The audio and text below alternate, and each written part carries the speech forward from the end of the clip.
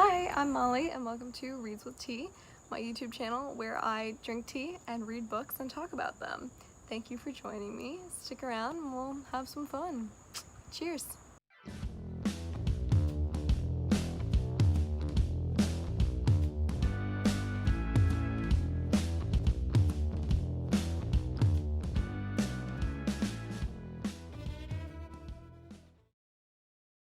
Thank you for joining me, my fellow book lovers.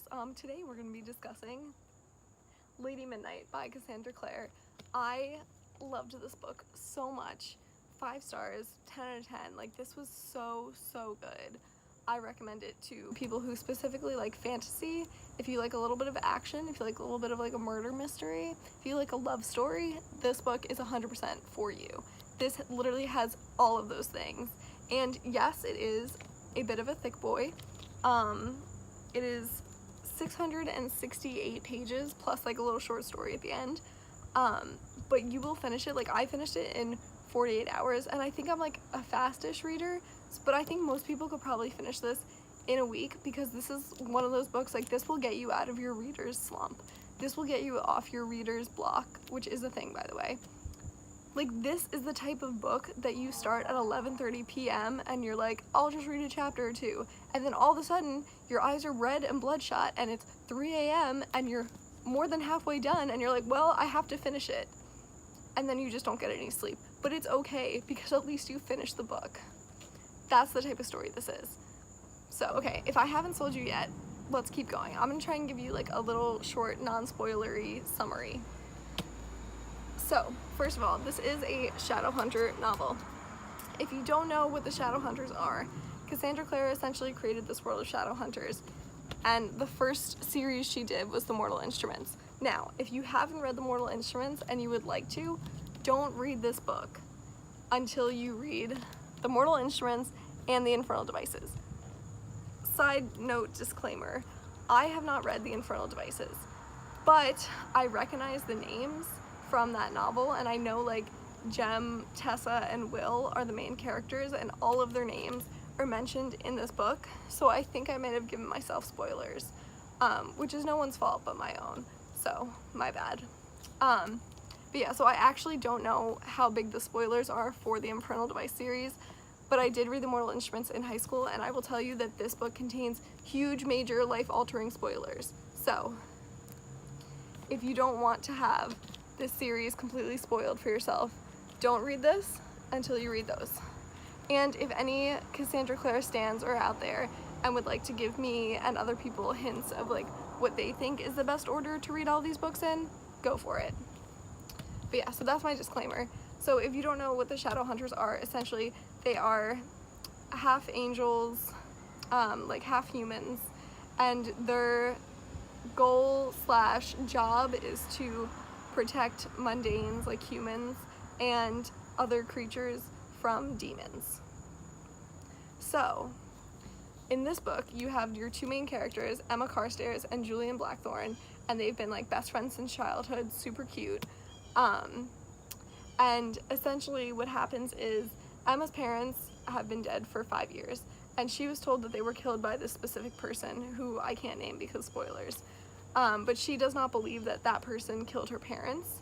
And then in this book, bodies start popping up that have the same like writing on them that her parents had when they died. So she's like, the murderer is still out there and I have to catch him. So that's like the murder mystery part of this.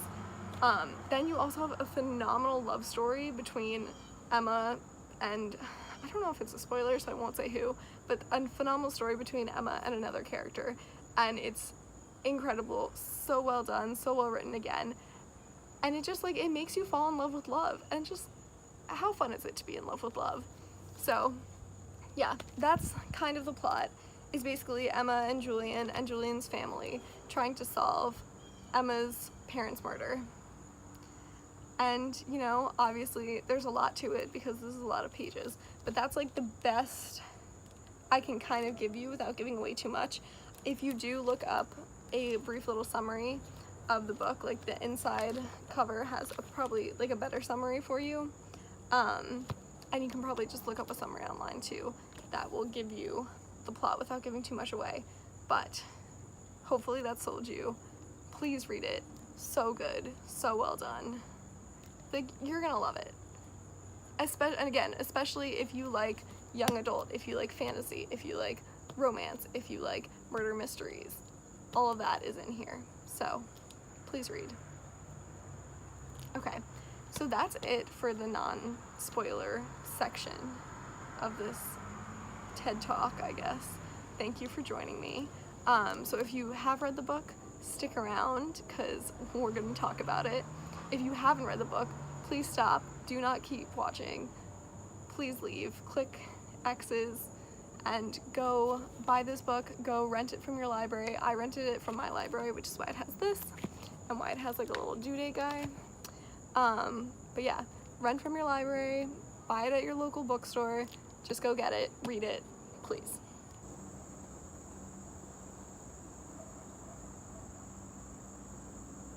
Are they gone? Okay.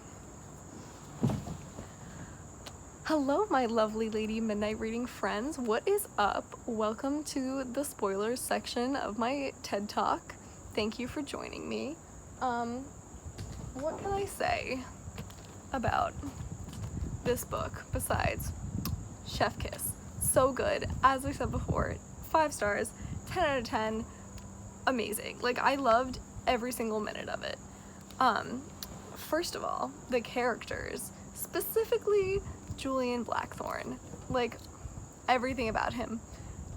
Dark, curly / wavy hair, blue-green eyes, loves kids and takes care of all of his younger siblings. He cooks pancakes for those younger siblings in an apron with little hearts on it. He is independent and responsible. He is protective, but not overprotective. Like, everything about him is just perfect. He's an artist, and from the Midnight Theater scene, it seems like he can dance. So, just, I mean, like, could Cassandra Clare have created a more perfect book boyfriend? I don't know. And to all those people out there who ask, how can you fall in love with a fictional character? Like, this is how. Because the authors create this incredible, unrealistic character that you fall in love with. Like, personality unmatched, looks unmatched. And then on top of that, just like the way that the author describes the love story is so good. And I feel like that's really what draws you in. Like, more than the unmatched personality, more than the unmatched looks, is the love that the character shows for the other characters. In this story specifically, like, Julian's love for Emma is the way that anybody wants to be loved. Like, when you describe what you want in a relationship, like, this is it. Like, you want Julian Blackthorne, and you want him to love you, like, exactly the way that he loves Emma. And I feel like that's really what makes his character special. And also, at the same time, like, to all those people who, like, don't really read books and they're like, how could you fall in love with a fictional character? Because you're literally reading their thoughts, which is not something you can ever do in real life. Like, you know exactly what you're thinking, you know exactly what they're feeling, and you feel the same things, like, with those characters. So yeah, amazing. Julian Blackthorne is my new book boyfriend. I'm sure he's a lot of yours too. Incredible. And moving on to Emma, also incredible. Like, she is so badass, independent, like, I don't need no man kind of woman, but at the same time, like, she also loves Julian and his family and will do, like, anything to protect them. And I also like that she has, like, realistic fears. Like, no, she's not afraid to jump from, like, death-defying heights and, like, break some bones, but she is afraid of the ocean because that's how her parents died. And then she's also afraid of, like, losing the people that she loves, and she's afraid of the people that she loves getting hurt. And I feel like those fears make her a more realistic character, and because they fit so well with her other, like, characteristics and her other traits. So, really well done. Oh, also, she's funny. Like, she says the most sarcastic, like, witty responses in, like, the worst times possible, which just make it, like, 10 times more funny. For example, like, one of my favorite lines in the book is when she's driving down the Pacific Coast Highway with Sterling in the back, and he's like, I don't want to die on the Pacific Coast Highway, and she's like, is there another highway you would prefer to die on, sir? Anyways, I really love that. Like, that made me laugh, and that's why, like, this is one of those books that you can't really read in public, because you're literally gonna be, like, smiling down at the book the entire time, or, like, you're actually gonna be laughing out loud, or at the very least you're gonna be giving, like, one of those, like, nose snorts, like, because it was funny. But yeah, so again, I literally loved it so much. I love those characters, but also all, like, the side characters too, like the minor characters, all also, like, amazingly written with great backstories. Like, Malcolm, I know he's supposed to be the villain, but I actually, like, I liked his character, and I also like when the villains are people that you understand their justification for what they're doing. And I also really liked that Christina, I think it was Christina, it might have been Diana, said, you're never the villain of your own story. And those are the type of villains that, like, I love to read, because I think it makes more sense when they're justifying what they're doing. So yeah, I still liked Malcolm's character. And it made me think of the quote by poet Jake Peralta. Cool motive, still murder. So yeah, I really liked Malcolm's character. I liked Uncle Arthur's character, but I feel like Uncle Arthur and then Drew and Tabby's characters were all similar in the sense that they were put there to build up Julian's character and, like, enhance his character development, because, like, Drew and Tabby were just, like, the younger siblings, so they were, like, I felt like they were specifically there for Julian to protect, especially, like, Tabby at the end when he's taken by Malcolm. Like, that all happened to really enhance Julian's, like, mama bear parenting skills. And then kind of the same thing with Uncle Arthur, even though he's an adult, like, because he was supposed to be the one to protect the kids and, like, to be their parental figure, and obviously he, like, wasn't in the mental state where he could be that for them. So I feel like that really just served to, again, like, enhance Julian's character, so I really liked that. Christina's character, also phenomenal. I liked her especially juxtaposed to Emma's character, because I feel like they're both badass independent females, but you have, like, Emma, who's a little bit more fierce and, like, irresponsible, and then you have Christina, who's a lot more, like, calm, cool, collected, like, put together. So I liked them together, and I liked their friendship too. I thought it was really cute. Mark and Kieran too, I really liked. I liked that Cassandra Clare didn't just, like, throw Mark in and was like, oh, your brother's back, like, have some fun. But it was more of, like, a tough transition. I feel like that, again, was, like, more realistic.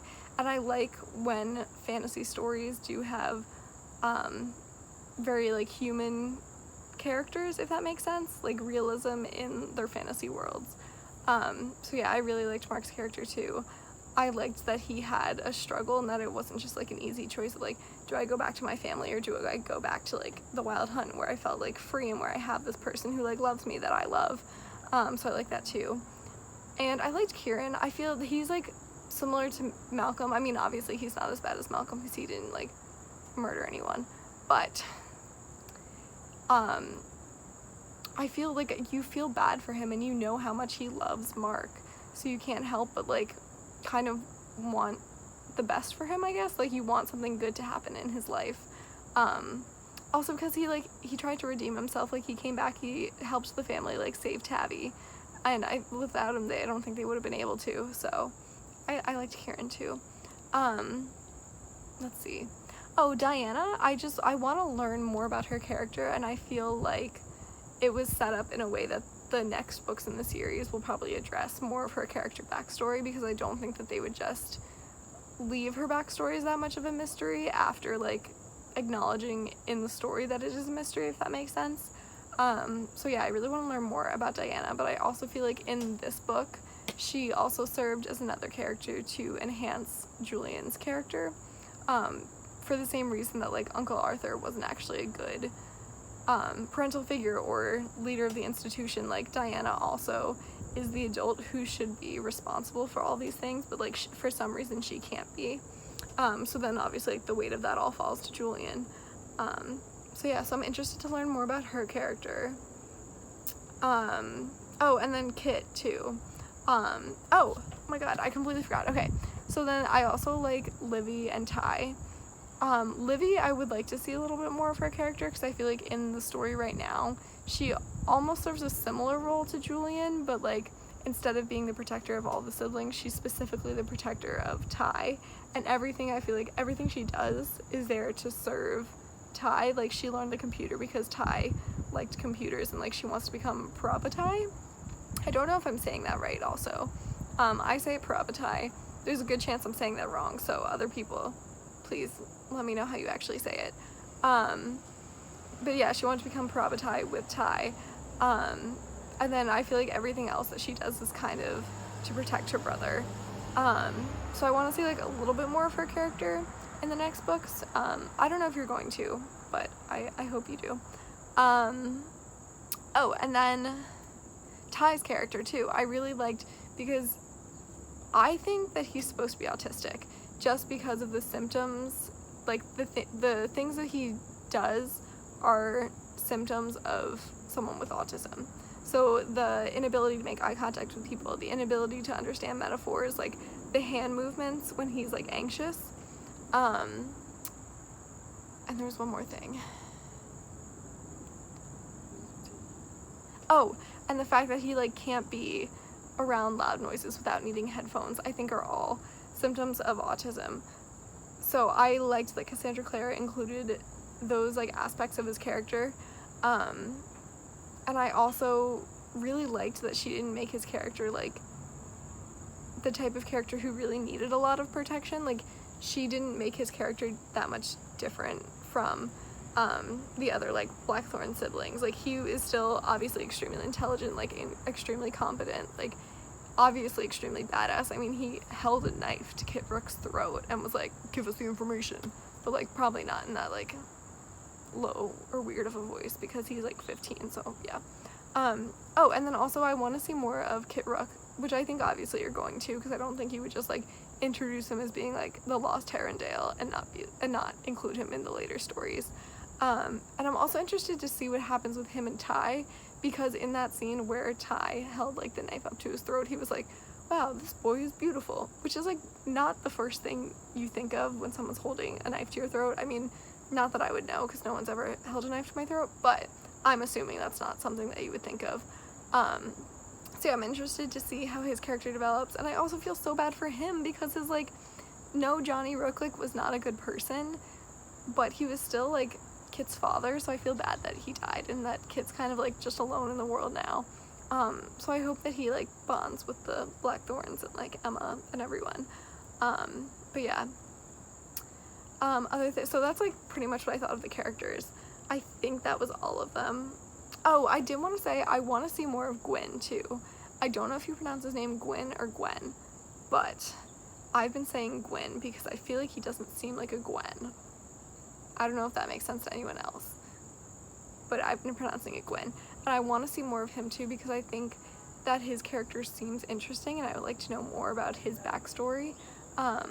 Just because, you know, it seems like he's actually like a decent fairy, not person. It seems like he's a decent human, like, not human, because he's not human. He seems like a decent guy, and he also doesn't seem prone to violence, which is surprising considering his position as the head of the Wild Hunt. So I would be really interested in, like, reading more about him. I kind of don't think he's going to be in the books that much more, but I would love to, like, I hope that there's, like, a short story about him or something, because I would love to read that. Okay, moving on to, like, some of my favorite scenes. The beach scene. Oh, yeah, actually before the beach scene. The scene where Emma is healing Julian after he gets shot by the arrow, like, in the car. I loved that so much. Like, so much. There's a car, hold on. I loved that scene so much because I just loved that, I felt like it was that scene, if you've ever seen Modern Family, there's this scene where Phil Dunphy is like in an iPad that's like attached to a Roomba or something, and he sees Haley and Andy, like two of the characters, and he's like just shouting at them like, you love each other, you love each other, and like neither of them can hear him. You love Haley? Love each other! Come on, I'll walk you out. Where are you going? You guys love each other! You're making a huge mistake! And that's how I felt like as the reader reading that scene where Emma like slowly starts to think of like all the good memories she has of Julian and like how much she loves him. Like as the reader, I feel like I was just shouting like, you love each other, you love each other. And obviously, you know, they can't hear me. But yeah, I thought that scene was really well done. And I also liked that as like the reader's realizing that Emma is also in love with Julian, like that Emma herself hasn't quite yet realized that she's in love with Julian, but she's realized that like something has changed, and I think that also is like in line with her character. So again, I really like that. Also like the beach scene when Julian like pulls her out of the water and is like, why would you go off on your own like that? And she's like, I'm sorry.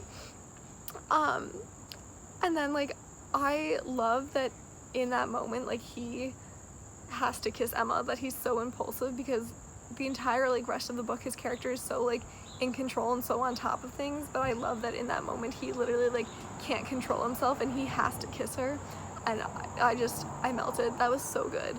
Other things that I really liked. Okay, the end. So now specifically that Mark and Emma are fake dating, which I just am so excited for the next book, because I know that that's just going to like, I'm gonna get that same like heart-aching feeling that I got from reading this book like in the next book, because like obviously like Emma's still gonna be in love with Julian, but she's gonna like have to pretend that she doesn't love him, and then Julian's going to think that Emma doesn't love him, and she's like still gonna be, and he's still gonna be loving her, and I'm just like I'm so excited for it. Like I don't really thrive off of drama, I think, but I do thrive off of a real dramatic slow burn romance, so I'm excited for that. But also at the same time, like I don't know how long Mark and Emma are gonna last fake dating, because I really want him with Christina, and I feel like that's what's being set up, but at the same time Christina's currently with Diego, who I don't really like, because I think he has the personality of a potato.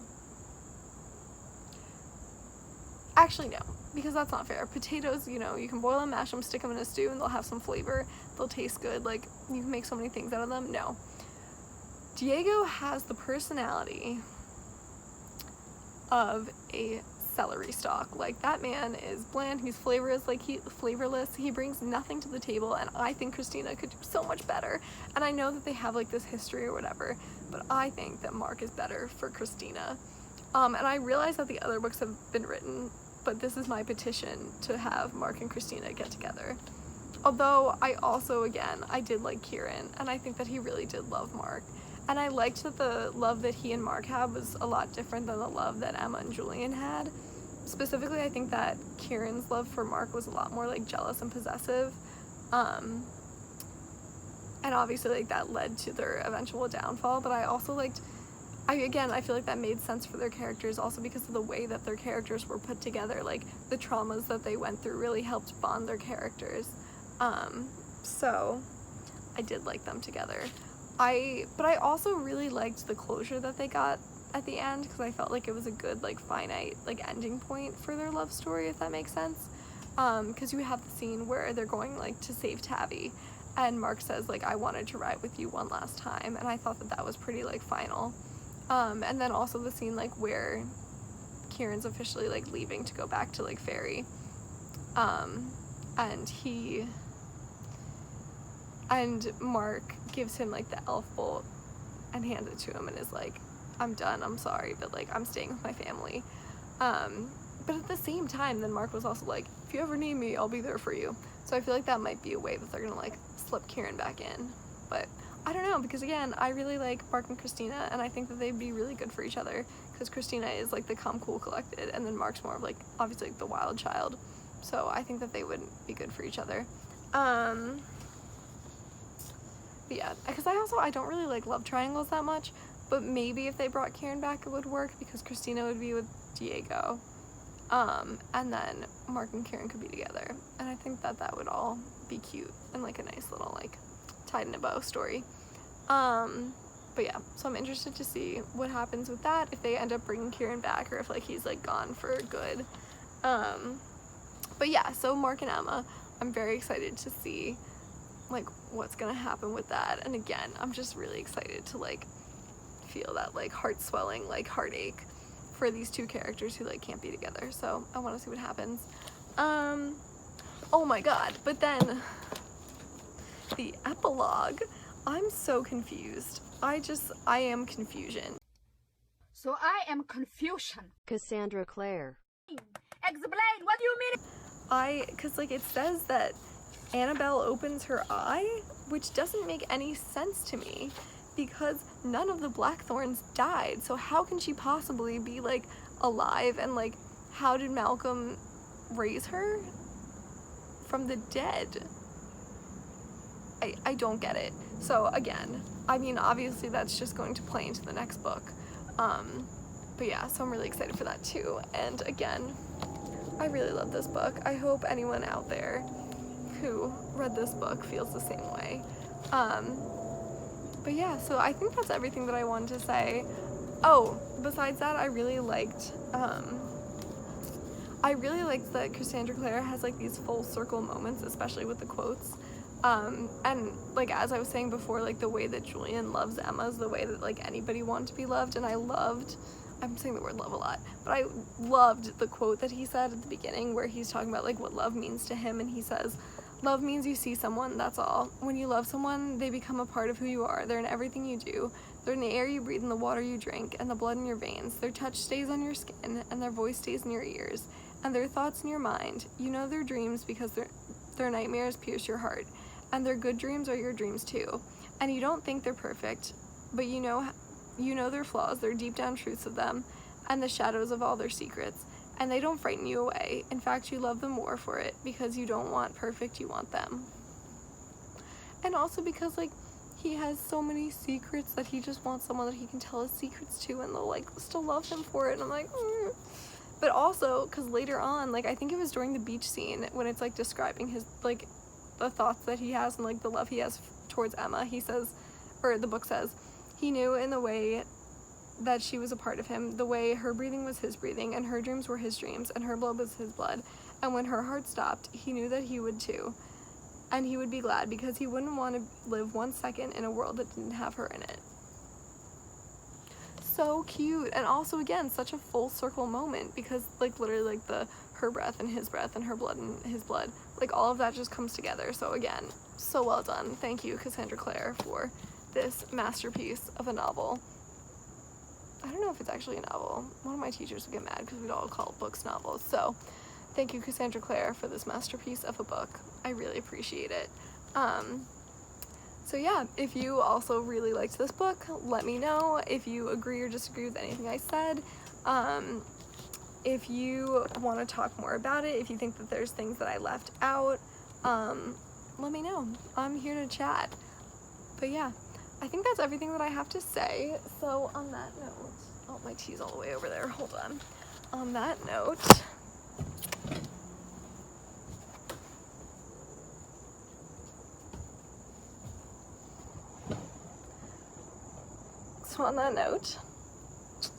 cheers and happy reading.